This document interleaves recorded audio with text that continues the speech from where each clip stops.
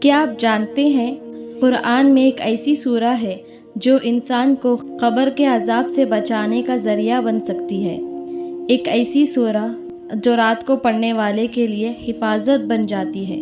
یہ ہے سورہ ملک۔ بسم اللہ الرحمن الرحیم۔ شروع اللہ کا نام لے کر جو بڑا مہربان نہایت رحم والا ہے، وہ کہ جس کے ہاتھ میں بادشاہی ہے، بڑی برکت والا ہے اور وہ ہر چیز پر قادر ہے۔ اسی نے موت اور زندگی کو پیدا کیا تاکہ تمہاری آزمائش کرے کہ تم میں کون اچھے کام کرتا ہے، اور وہ زبردست ہے، بخشنے والا ہے۔ اسی نے 7 آسمان اوپر تلے بنائے۔ اے دیکھنے والے، کیا تو رحمان کی تخلیق میں کچھ نقص دیکھتا ہے؟ ذرا آنکھ اٹھا کر دیکھ بھلا تجھ کو آسمان میں کوئی شگاف نظر آتا ہے؟ پھر بار بار نظر کر تو نظر ہر بار تیرے پاس ناکام اور تھک کر لوٹ آئے گی۔ اور ہم نے قریب کے آسمان کو تاروں کے چراغوں سے زینت دی اور ان کو شیطانوں کے مارنے کا آلہ بنایا، اور ان کے لیے دہکتی آگ کا عذاب تیار کر رکھا ہے۔ اور جن لوگوں نے اپنے پروردگار سے کفر کیا، ان کے لیے جہنم کا عذاب ہے اور وہ برا ٹھکانہ ہے۔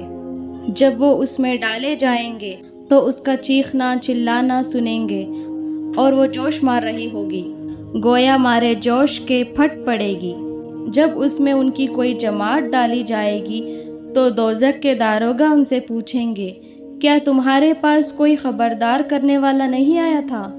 وہ کہیں گے، کیوں نہیں، ضرور خبردار کرنے والا آیا تھا، بس ہم نے اس کو جھٹلا دیا اور کہا کہ اللہ نے تو کوئی چیز نازل ہی نہیں کی، تم تو بڑی غلطی میں پڑے ہوئے ہو۔ اور کہیں گے، اگر ہم سنتے یا سمجھتے ہوتے تو دوزخیوں میں نہ ہوتے۔ بس وہ اپنے گناہوں کا اعتراف کر لیں گے، سو دوزخیوں کے لیے رحمت سے دوری ہے۔ اور جو لوگ بن دیکھے اپنے پروردگار سے ڈرتے ہیں، ان کے لیے بخشش اور اجر عظیم ہے۔ اور تم لوگ بات پوشیدہ کہو یا ظاہر، وہ تو دلوں کے بھیدوں تک سے واقف ہے۔ کیا جس نے پیدا کیا وہ علم نہیں رکھتا؟ وہ تو پوشیدہ باتوں تک کا جاننے والا ہے، ہر چیز سے آگاہ ہے۔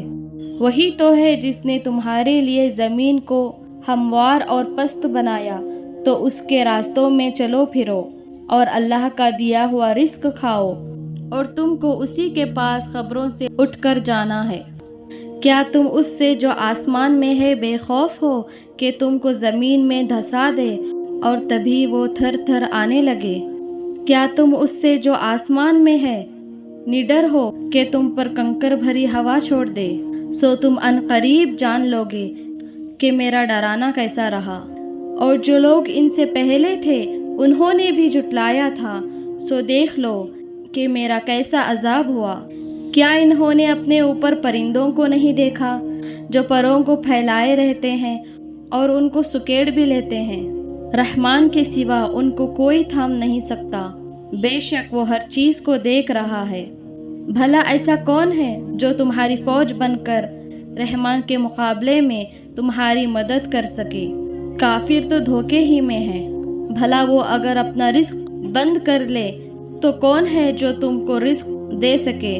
لیکن یہ سرکشی اور نفرت میں پھنسے ہوئے ہیں۔ بھلا جو شخص چلتا ہو منہ کے بل اوندھا، وہ زیادہ راہ راست پر ہے یا وہ جو سیدھے راستے پر سیدھا چل رہا ہو؟